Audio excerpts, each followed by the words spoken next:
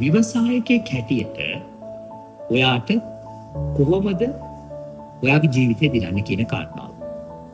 ඉතින් අපිට හිතෙන්න පුළුවන් මම කොහොමද විවසායකයෙක් වෙන්නේ කියලා. ඔයාට විවසායකයෙක් වෙන්න ගොඩාක් දේවල් තියෙන්න ඕනේ නැහැ. ඔයාලට තියෙන්න ඕනේ ඒකට ඔබ විවසායකයෙක් වෙන්න එහෙම නැත්නම් ඔබ ව්‍යාපාරිකයෙක් බවට පත් වෙන්න අවශ්‍ය කරන යම්කිසි දැනුමක් ඔබට තියෙන්න ඕනේ. ඒ වගේම ඔබ වෙළඳපොළ පිළිබඳව රිසර්ච් එකක් සමීක්ෂණයක් කරලා ඒ පිළිබඳව ඔබ ලබාගත යම්කිසි දැනුමක් තියෙන්න ඕනේ. ඒත් එක්කම ඔබට අවශ්‍ය කරන මූල්‍යම ශක්තියක් තියෙන්න ඕනේ. මෙන්න මේ ටික එකතු කරලා ඔයාට පුළුවන් ඉතාමත්ම පුංචියට ඉස්සලාම ව්‍යාපාරයක් ආරම්භ කරන්න. එක පාරටම ලොකු ව්‍යාපාරයක් ආරම්භ කරන්න අපි හිතුවොත් අපිට ඒ විදිහට ලොකු ප්‍රාග්ධනයක් වැය කරන්න වෙනවා. එතකොට සමහර විට අපිට ඒ ව්‍යාපාරය අසාර්ථක වුණොත් අපි ඒ වගේම අපිට ලැබෙන පාඩුව ඉතා විශාලයි. ඒ නිසා අපි ව්‍යාපාරයක් ආරම්භ කරන්න ඕනේ ඉතාමත්ම හෙමින් ඒ වගේම ශක්තිමත්ව.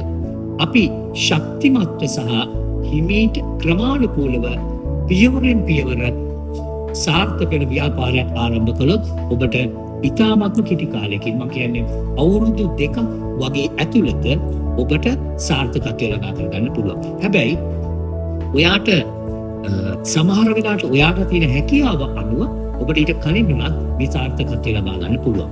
ඒ නිසා මම යෝජනා කරනවා ලංකාව තුළ ඔබට ව්‍යාපාරිකයෙක් වෙන්න අවශ්‍ය නම් ඔබේ ප්‍රදේශයේ මම මෙහෙම යෝජනාවක් කරන්න කැමතියි. ඔයා කවදාවත් ඔයා ඉපදුන ගම් ප්‍රදේශයේ ව්‍යාපාර කරන්න යන්නේ.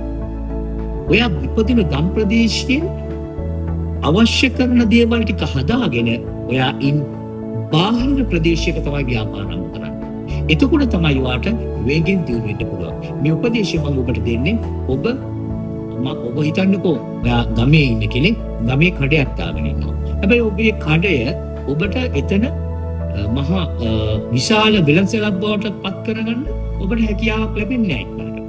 ඒකට හේතුව තමයි ඔබ අර සීමාවකට කොටු වෙලා තමයි ඔබේ ව්‍යාපාර කටයුතු කරගෙන යන්නේ. ඒ නිසා ඔබ ගම තුල ඔබ ඉන්නවා නම් ගමේ තියෙන දේවල් ඔබ හඳුනාගෙන ඒවා නගරයට ගිහිල්ලා ව්‍යාපාර කරන්න පුළුවන් මට්ටමට ඔබ ව්‍යවසායකත්වය වර්ධනය කරන්න ඕනේ.